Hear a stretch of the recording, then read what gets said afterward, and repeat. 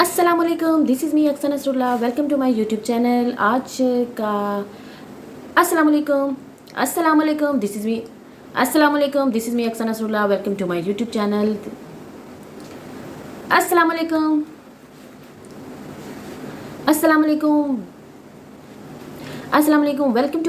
अस्सलामुअलैकुम welcome to my YouTube channel. This is Aksar Nasrullah. I hope you all are doing well. और आज की जो हमारी वीडियो, इसमें हम बात करेंगे विदाउट वेस्टिंग टाइम। सबसे पहले मैं आपको बता दूं कि इसमें हम बात करेंगे केस नंबर 9, जो कि ड्रामा ऑन एयर है जियो टीवी पे, उसके बारे में। ड्रामा क्या है, इसकी कास्ट क्या है। ड्रामा जो है वो लिखा है शाज़ेब खानज़ादा ने, और जो कि जियो पे एंकर पर्सन है। उसके साथ साथ इसको डायरेक्ट किया है सैयद वजाहत ने। और कास्ट के बारे में हम क्या ही बात करें, व्हाट आ कास्ट। सबा कमर, एक से बढ़ के एक नाम है। Faisal Qureshi, Junaid Khan and so on.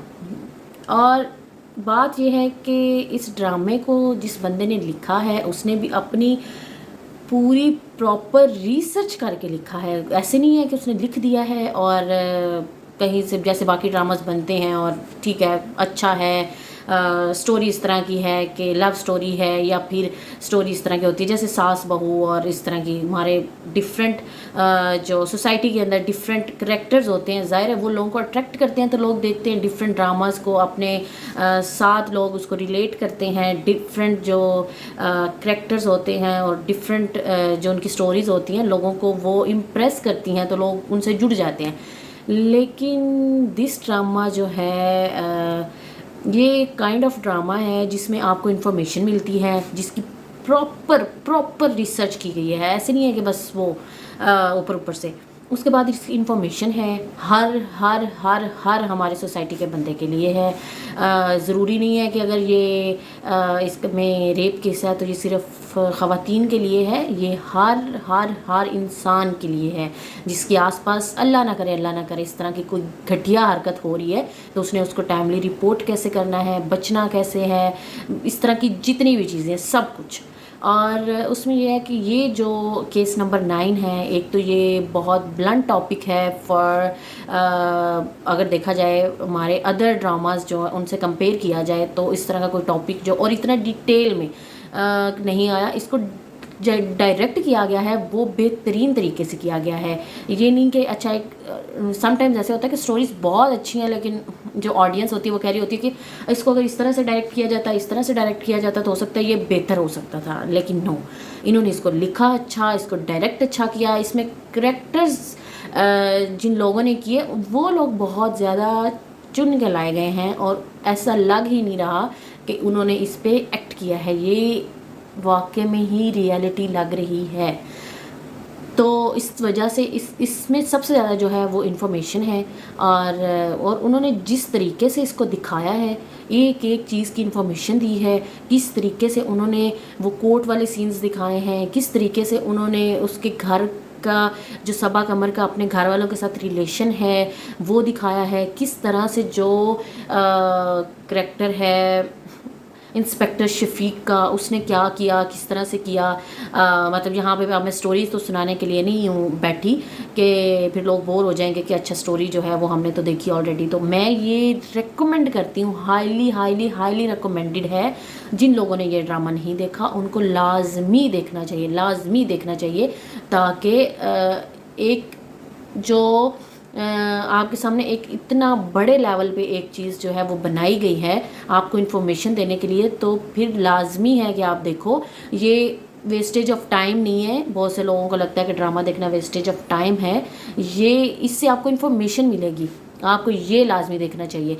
और इसमें कोई इस तरह की चीज़ नहीं है, सिर्फ और सिर्फ वन स्टोरी है और उसके साथ कनेक्टेड है पूरी की पूरी कास्ट। ऐसा नहीं है कि इसकी और अलग स्टोरी चल रही है, उसकी अलग स्टोरी चल रही है। जैसे स्टोरी एक है, अब वो रोहित जो है फैसल कुरैशी का फ्रेंड, जो जुनैद खान का है करेक्टर, वो भी इसके साथ अटैच है। उसकी बीवी जो मनीषा बनी हुई इस करेक्टर में है, वो भी उसके साथ अटैच है।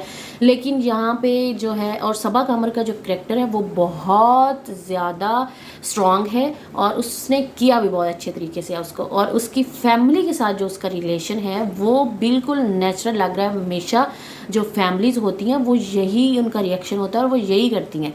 और उन्होंने ये इन्फॉर्मेशन इसमें इतनी डिटेल दी ही इसके लिए है कि लोगों को पता होना चाहिए। और लेट्स सी, अब हम देखेंगे इसमें आगे जाके कि इस तरह के जो केसेस हैं उनको कोर्ट में किस तरह फिर आगे प्रेजेंट किया जाता है, क्योंकि वो तो एक एक चीज़ दिखा रहे हैं। अभी तक के लिए प्रोसीडिंग्स जितनी भी हुई हैं वो तो बहुत अच्छी हैं, बहुत इन्फॉर्मेटिव थी, सबको समझ आई होगी, बहुत अच्छी थी। लेकिन ये है कि अब हम उसको देखेंगे कि आगे जाके इसका जो सभा है वो किस तरह अपने आप को वो प्रूव करती है, वो कहाँ से वो लेकर आती है गवाह वगैरह जो है। मतलब अगर मुझे जितनी समझ आई है मेरी अंडरस्टैंडिंग के अकॉर्डिंग तो रोहित ही है एक ऐसा जो कि उसके गवाही दे सकता है, जो आई विटनेस है या फिर उसका गार्ड था।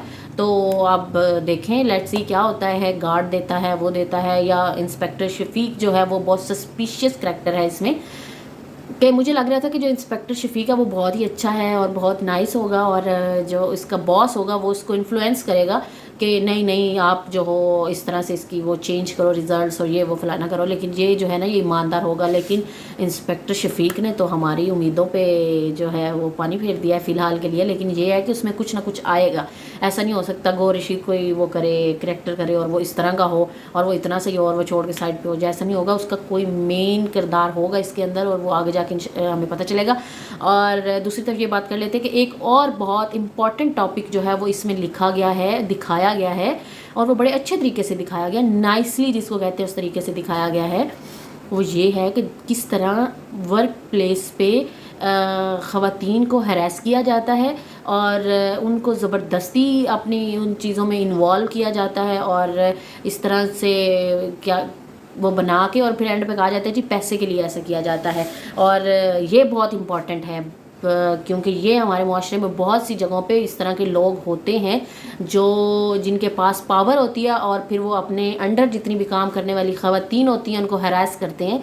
तो ये वाली चीज़ें जो हैं ये भी आपको दिखाई गई हैं कि किस तरह से होती हैं और फिर किस तरह से ये बड़े जो हैं वो जराइम की तरफ जाती हैं। तो सबको अवॉइड ही करना चाहिए। और इसके साथ साथ ये कि जो रोहित और उसके फ्रेंड का कनेक्शन है, अब रोहित अंदर से चाहता है कि मैं जो हूँ वो सच बोलूँ, क्योंकि उसकी बीवी जो है वो खड़ी हो गई है, वो कह रही है कि मैं सच बोलूँगी, मैं सच का साथ दूँगी। लेकिन रोहित इसलिए नहीं कर पा रहा क्योंकि एक तो वो बिज़नेस पार्टनर है, दूसरा वो उसका वो है कोलीग है। तो इसमें उसका जो कोलीग है वो उसको जो फैसल कुरैशी है वो उसको डिक्टेट कर रहा है कि no you are not allowed कि तुम सच बोलो, तुम ऐसा नहीं कर सकते हो। तो जो है इस तरह के भी केसेस होते हैं कि साथ वाला जो होता है ना बंदा, वो अब रोहित पावरफुल तो है, वो चाहे तो वो अपना जो है वो कर सकता है, स्टांस ले सकता है इसके ऊपर, लेकिन नहीं वो नहीं ले रहा। सिर्फ और सिर्फ वो अपने दोस्त को बचाने के पीछे लगा हुआ है क्योंकि उसके पीछे उसका बिज़नेस है, क्योंकि वो दोनों बिज़नेस पार्टनर है। तो ये वाली जो चीज़ें होती हैं ना ये भी बहुत होती हैं हमारे आसपास के। जो पावरफुल बंदा होता है जो उस पर एक्शन ले सकता है वो नहीं लेता क्योंकि उसके अपने जुड़े होते हैं उसके साथ बहुत सारी चीज़ें जुड़ी होती हैं जिससे उसको फ़ायदा मिलता है। और साथ ही साथ अगर हम बात कर लें जो किरण है इस ड्रामे में जो है फैसल कुरैशी की बीवी बनी हुई, उसकी अगर बात करें तो उसका जो करैक्टर है वो बहुत ही समझें कि घरेलू औरत जैसा उसने रिएक्ट किया है कि एक औरत जो है वो कुछ भी नहीं करती है और वो पावरफुल भी नहीं है और वो जो है बस अपने हस्बैंड के रहमो करम पे है। तो उस तरह का उसने जो है वो रिएक्शन दिया है जब उसको पता लगा है। मतलब जाहिर है कि इतना बड़ा एलिगेशन लगाया जा रहा है तो उसने कोई रिएक्शन नहीं दिया। उसने कहा नहीं तुम what is the truth, what is the truth, what is the truth. वो ट्रूथ के पीछे लगी हुई है, तुम बताओ रोहित, तुम बताओ, तुम बताओ, तुम बताओ।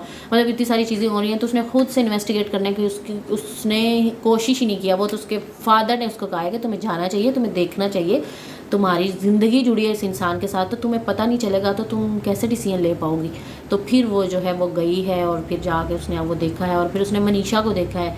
तो वो मनीषा से भी नहीं पूछ रही है, वो फिर चली गया वहाँ पे truth, what is the truth, what is the truth.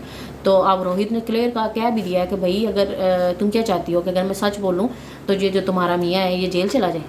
और उसके बाद भी अब उन्होंने उस स्टोरी को घुमाएंगे और वो अपनी तरफ से स्टोरी सुनाएगा और वो कहेगी हाँ ठीक है, और इस तरह से मतलब अब आगे जो नेक्स्ट उन्होंने प्रोमो में दिखाया वो इस तरह का कोई सीन है। तो ये मेरी अपनी जो तरफ से एनालिसिस था। तो अगर आप लोगों को पसंद आए तो वीडियो को लाइक और शेयर कर देना और एक अच्छा सा कमेंट कर देना और बताना कि आपको क्या लगता है कि कौन कौन सी ऐसी चीज़ें हैं जिसको हम बेहतर कर सकते थे इस ड्रामे में। हम नहीं, बेसिकली वो लोग, मतलब मेरी वीडियो में कि मैं ऐड ऑन कर सकती थी। और दूसरा ये कि अगर आपको फिर वीडियो पसंद आए तो चैनल को सब्सक्राइब करना मत भूलिएगा। मुझे दीजिए इजाज़त, किसी बल्कि अगली जब एपिसोड आएगी उसके बाद मैं अपना जो है डिस्कशन वो फिर से करूँगी। तब तक के लिए अल्लाह हाफिज़।